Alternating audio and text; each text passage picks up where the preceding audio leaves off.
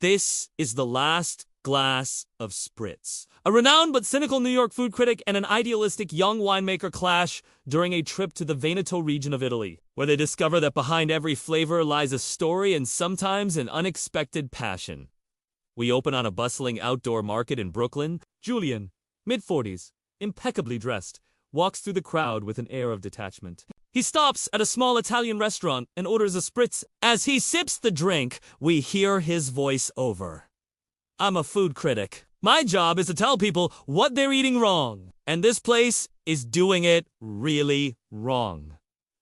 This is my last review. I've already put a restaurant out of business this week. My editor will send me one last assignment somewhere far away from here where I can do some real damage. He gets the assignment, packs his bags, and flies to Venice. We soon meet Sofia, early 20s, a young, fiery Italian winemaker who fights to save her family's vineyard from bankruptcy. She struggles to keep up with the paperwork for her late grandfather's vineyard in Valdobia, the heart of the Prosecco region. Suddenly, she receives a call that her bank account has been frozen due to a late payment. She calls the bank to explain and begs for another chance. They refuse.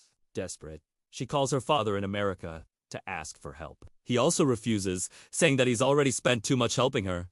He hangs up on her, leaving her devastated. In Venice, Julian meets up with Eduardo, a local guide who takes him around the city. During a break, Julian orders a Spritz, which he immediately hates. Spritz, a passing tourist fad.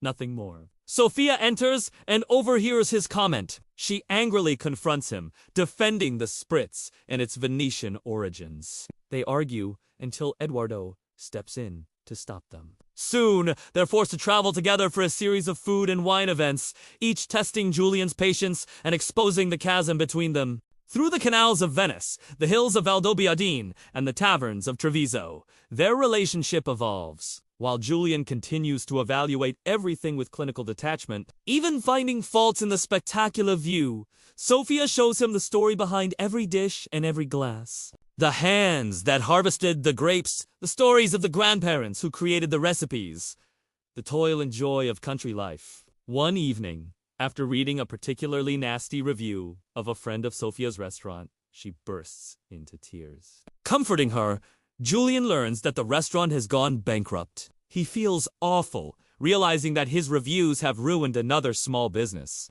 That night, unable to face Sofia, he runs out of the house and spends the night alone. In the morning, Sofia goes to look for him and finds him sitting by the canal. She could easily scold him for abandoning her or lash out at him for his hurtful words about her wine. But instead, she simply asks if he's all right.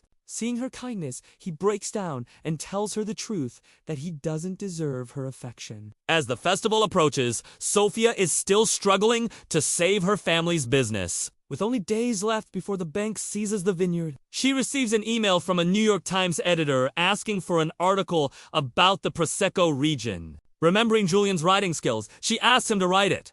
At first, he refuses, saying he doesn't deserve it. She convinces him otherwise and gives him an advance for the article. On the day of the Grape Harvest Festival in her vineyard, Sofia is frantic because the article still hasn't arrived. Just when she's about to give up hope, Julian appears with a laptop and a big smile. He hands it over to her and says, "I think I know how to save your business." He'd written a brilliant article, but instead of focusing on the wine, he wrote about her story, about her love for her family and her land. He posted it online, and it went viral. Wine lovers, moved by her story, began buying her wine in record numbers. That evening, under the stars, Sofia and Julian share a bottle of Prosecco on the vineyard's deck. He looks into her eyes and admits that maybe he was wrong.